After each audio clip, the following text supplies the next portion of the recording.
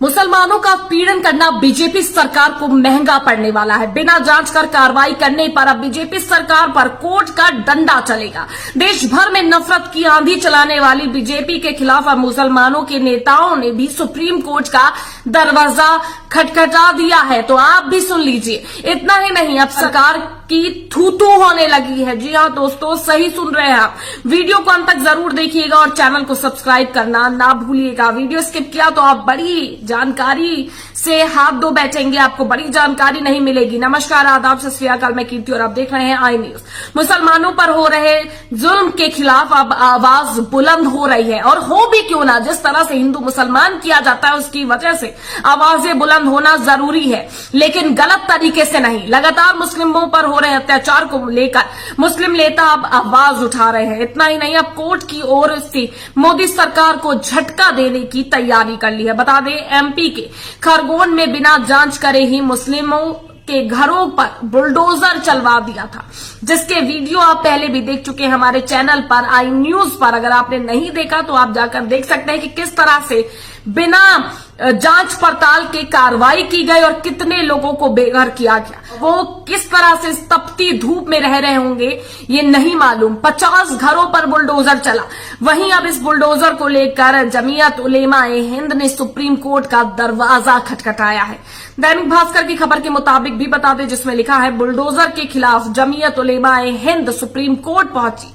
मौलाना अरशद मदनी बोले, धार्मिक उग्रवाद और नफरत की काली आंधी देश भर में चलाई जा रही है। वहीं पूरी खबर से भी आपको रूबरू करा देते हैं। जमीयत उलेमा-ए हिंद मुसलमानों की संपत्तियों पर बुलडोजर चलाने के खिलाफ सुप्रीम कोर्ट पहुंची। सुप्रीम कोर्ट में याचिका दायर कर जमीयत उलेमा-ए हिंद ने कहा कि भाजपा शासन वाले राज्यों में अपराध की रोकथाम की आड़ में मुसलमानों को तबाह करने के उद्देश्य से बुलडोजर की खतरनाक राजनीति शुरू हुई है। तानाशाही और क्रूरता को रोकने के लिए मौलाना अरशद मदनी के विशेष आदेश पर सुप्रीम कोर्ट में एक याचिका दाखिल की गई है।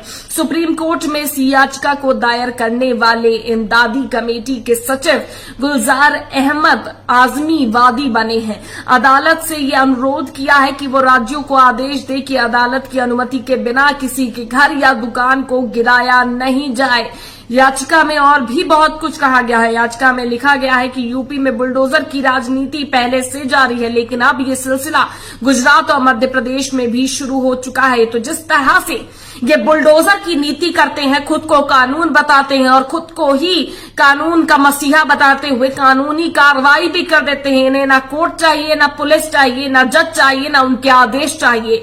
ये बात सच है, आपको कुछ भी गलत नहीं बता रहे हैं। आपको बता दें कि इस दौरान मौलाना अरशद मदनी का भी बड़ा बयान सामने आया है। उन्होंने कहा है कि पिछले कुछ समय से देश भर में नफरत और सांप्रदायिकता का बर्बर खेल जारी है। धार्मिक उग्रवाद और नफरत की एक काली आंधी पूरे देश में चलाई जा रही है। अल्पसंख्यकों, विशेषकर मुसलमानों को भयभीत करने की जगह जगह साजिश हो रही है। उन्होंने कहा कि मुस्लिम मोहल्लों में मस्जिदों के बिल्कुल सामने उकसाया जा रहा है। पुलिस की उपस्थिति में लाठी डंडे लहरा लहरा कर दिल दहला देने वाले नारे लगाए जा रहे हैं। मौलाना ने कहा कि सांप्रदायिकों द्वारा मुसलमानों का जीना दुर्भर किया जा रहा है और केंद्र सरकार इस तरह खामोश है जैसे ये कोई बात ही नहीं है। मौलाना अरशद मदनी ने कहा कि पूरे देश के मजलूमों को न्याय दिलाने, देश के संविधान और लोकतंत्र को बचाने और कानून का शासन बनाए रखने के लिए हमने सुप्रीम कोर्ट का रुख किया है, इस उम्मीद के साथ कि अन्य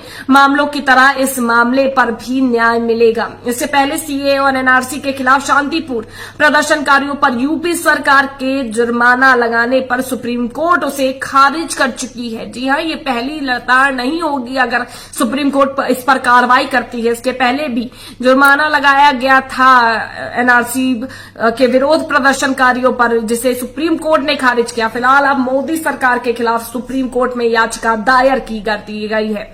लगातार मुसलमानों पर हो रहे अत्याचार, जुल्म के खिलाफ अब कोर्ट सुनवाई करेगा और उम्मीद है कि न्याय जरूर मिलेगा, क्योंकि न्याय की दरकार हर इंसान को रहती है और सबसे हमारे लिए संविधान सबसे अहम है। न्यायालय जहां पर कहते हैं न्याय मिलता है, क्योंकि सुप्रीम कोर्ट का ये सबसे बड़ा जो रूल है हम आपको बता दें वो ये है कि 100 अगर अपराधी छूट रहे हैं छूट जाए, लेकिन एक भी निर्दोष के खिलाफ कोई कार्रवाई नहीं होनी चाहिए। वहीं जब एमपी में 50 लोगों के घर बुलडोजर से गिरा दिए गए तो क्या सबकी आंखें कान और मुंह बंद था? क्या किसी को ये नहीं दिख रहा था कि उसमें एक निर्दोष भी हो सकता है? तो ये कहां गया सुप्रीम कोर्ट का ये रूल, कहां गया सुप्रीम कोर्ट का ये जो सर्वोपरि न्याय होता है, जो सुप्रीम कोर्ट हमेशा कहती है कि एक भी निर्दोष को गलत सजा नहीं मिलनी चाहिए। तो उन 50 लोगों के घर जो गिरा दिए गए सिर्फ इस बात से कि वो एक जाति विशेष से आते हैं इसलिए उनके घर गिरा दिए गए।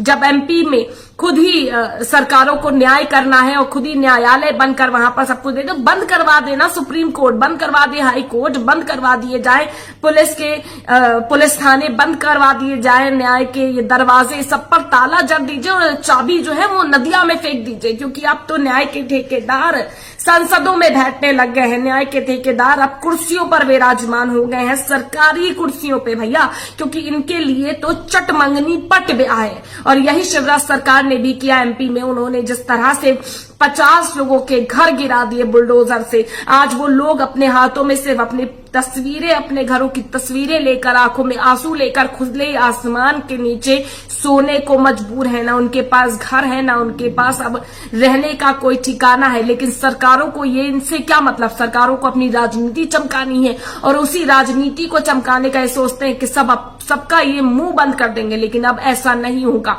अब उसी पक्ष की तरफ से भी आवाज उठने लग गई है और दरवाजा गलत तरीके से नहीं बल्कि न्यायालय का खटखटाया गया है, ताकि आपकी भी बोलती बंद हो सके। और न्यायालय में अब याचिका दायर की गई है। सुप्रीम कोर्ट इस पर जल्द ही फैसला सुनाए, ये मैं अपेक्षा करती हूं। और जिस तरह से ये मैं अपेक्षा करती हूं कि सुप्रीम कोर्ट, माफ कीजिएगा, जल्द ही इस पर जो है वो फैसला सुनाए। हालांकि सुप्रीम कोर्ट कितना जल्दी इस पर न्याय देता है ये देखने वाली बात होगी। लेकिन हर टाइम पर जहां सुप्रीम कोर्ट को लगता है कि सरकारें अपने आप को सर्वोपरि मानने लग गई हैं और वही कानून, वही न्यायालय बनती जा रही है, वहां पर सुप्रीम कोर्ट ने अपना डंडा चलाया है और ये समझाया है कि आप इस तरह से गलत तरीके से कानून का उपयोग नहीं कर सकते, इस तरह से आप मनमानी नहीं कर सकते। लेकिन उसके बावजूद भी सरकारें अपने आप को खुदा मानती हैं। तभी तो 50 घरों को ऐसे ही जमींदोज कर दिया गया।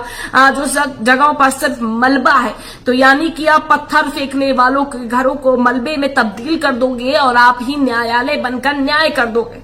लेकिन अगर सुप्रीम कोर्ट ने न्याय किया तो शायद तक आपकी कुर्सी भी ना बच पाई। ये बात जरा ध्यान रखिएगा। और कहीं अगर इस देश में हिंदू, मुस्लिम, सिख, ईसाई सब एकजुट हो गए तो आपकी सरकारें तक नहीं बच पाएंगी, ये भी ध्यान रखिएगा। आपकी क्या राय है इस स्टोरी पर? कमेंट के जरिए जरूर बताइएगा। चैनल को सब्सक्राइब नहीं किया तो आप हमारी ताकत बनिए और हमारे चैनल को सब्सक्राइब करना मत भूलिएगा।